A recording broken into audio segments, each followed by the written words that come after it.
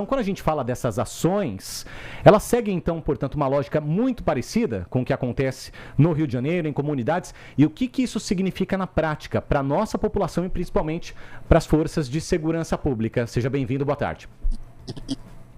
Boa tarde.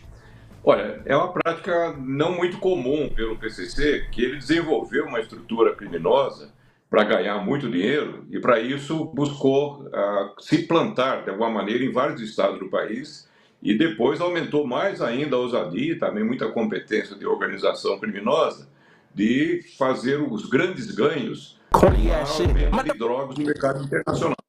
Aí se aliando, inclusive, a grandes facções internacionais.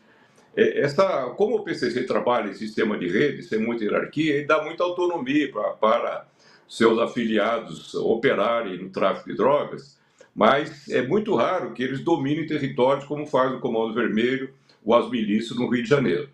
E aqui em São Paulo, no caso, é um caso isolado ainda, tem influência em alguns territórios, como se diz, mas não dominar áreas como estavam tentando fazer em Paraisópolis. São Paulo tem uma polícia muito poderosa, só que ela deu uma cochilada, evidentemente. Não é para retirar as barreiras, é para não deixar que elas cheguem a ser instaladas. Por isso que tem um sistema que a gente chama de inteligência para ficar monitorando essas manifestações criminosas e fazer intervenções logo, para dar um recado de imediato de que a polícia aqui no estado de São Paulo não vai tolerar isso. Mas não é só uma questão de barreira. O problema é a pressão que a facção acaba levando sobre os moradores, os comerciantes dessas favelas. Agora sim. Pois é, o senhor tocou num ponto importante que já ia trazer aqui, coronel. De que forma, né, essas barreiras criadas ali, essas barricadas, acabam atrapalhando a vida de quem mora ali em Paraisópolis, que já é uma dificuldade natural. Por exemplo, de você pedir um carro de aplicativo lá dentro, né? Já tem as dificuldades naturais da estrutura. Mas essas barricadas atrapalham de que forma a comunidade? O problema da barricada é justamente impedir a livre locomoção das pessoas e das demandas que eles têm com entregadores, com aplicativos, né, de transporte e com o uso do próprio veículo. Além de ambulâncias, veículos do bombeiro que eventualmente pode necessitar entrar nas ruas. De uma comunidade de 60 mil habitantes, ela tem uma movimentação grande já. Isso não pode ser tolerado, mas não é só a barreira física especificamente. O problema é que começa a cobrar do comércio contribuições para a facção. Então o problema pode ir muito além das barreiras físicas. Isso não pode acontecer. No Rio de Janeiro, a polícia foi deixando a coisa correr e chegou o momento que as favelas chegou a contar praticamente 15 mil barreiras instaladas só na região metropolitana. A estimativa que é muito além de 20 mil.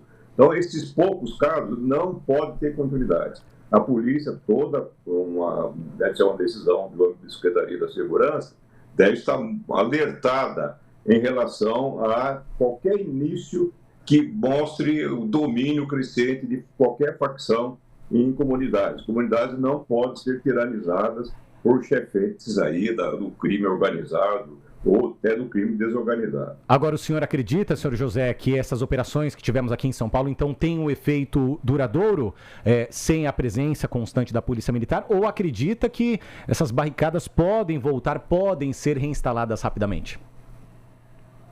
Eu acredito que a polícia, a partir de agora, ela vai ampliar sua presença e ter uma continuidade maior, não só na Paraisópolis, mas outras que podem ter algum tipo de situação que gere um alerta desse. É importante que a Polícia de São Paulo ela tenha os melhores indicadores nacionais de criminalidade, mas é importante que ela não cochile, como se diz. E foi a cochilada dela que suscitou um enorme ataque exatamente há 20 anos atrás, no mês de maio de 2006, que a polícia descuidou de monitorar a facção.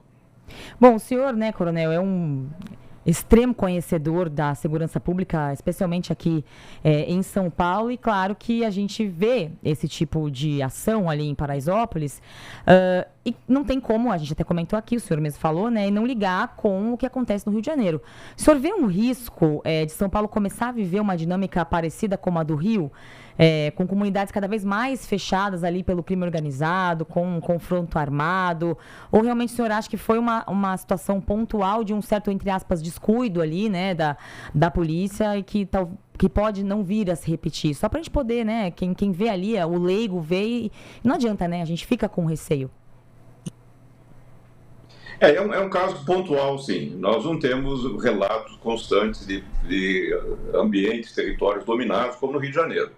No Rio de Janeiro, a polícia, por fragilidade, por corrupção, acabou deixando a coisa crescer. E hoje nós temos praticamente 20% da área metropolitana do Rio sob domínio de facções armadas. Comando Vermelho, Terceiro Comando Puro, milícias. É uma situação intolerável e difícil da polícia retomar esses territórios. São Paulo não pode deixar que isso aconteça, é um caso pontual, deve dar uma resposta vigorosa, não só mostrar força, mas uma resposta eficiente. Deixar claro que não vai ser tolerado qualquer domínio de território, domínio de populações ao bel prazer aí de grupos criminosos. Isso é intolerável, o papel da polícia, o papel do governo do Estado, obviamente usar toda a sua força policial para dar proteção à sociedade. Esse papel São Paulo vem fazendo de maneira geral, mas é bom tomar cuidado. Esse é um caso isolado, mas gera um importante alerta para as autoridades e para a sociedade também cobrar respostas eficientes e rápidas por parte do governo. Acho que prova disso também, né? Como o senhor disse, agora 2026, 20 anos, né, dos ataques e não tivemos mais uma repetição, né? Isso não se repetiu mais. Acho que dá para a gente ficar respirar um pouquinho aliviado, então. É porque, na verdade, não repetiu, porque a resposta do aparato policial de São Paulo é um aparato muito poderoso. Uma facção que começou a comprar guerra, cutucar onça com vara curta, uma polícia com mais de 100 mil integrantes, 110 mil naquela ocasião, é muito poderosa e deu uma resposta vigorosa, prendeu centenas, nos confrontos morreram outras centenas de integrantes da facção. Isso fez a facção mudar seu panorama. O negócio não é brigar com a polícia, o negócio é ganhar dinheiro, como todo bandido razoavelmente razoável acaba fazendo.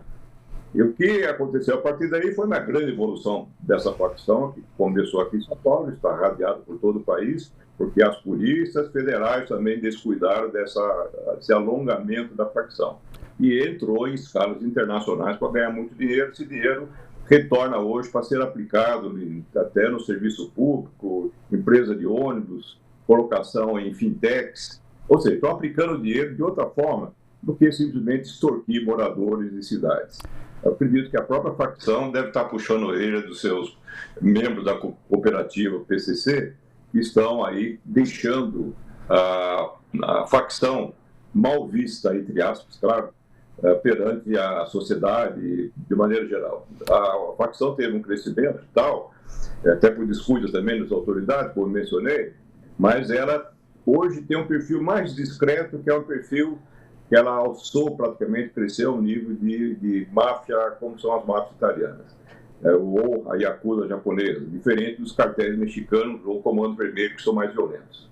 Senhor José Vicente da Silva Filho, ele que é coronel da reserva da PM, ex-secretário nacional de Segurança Pública, aqui conosco no Paulista, segunda edição. Muito obrigado pela participação.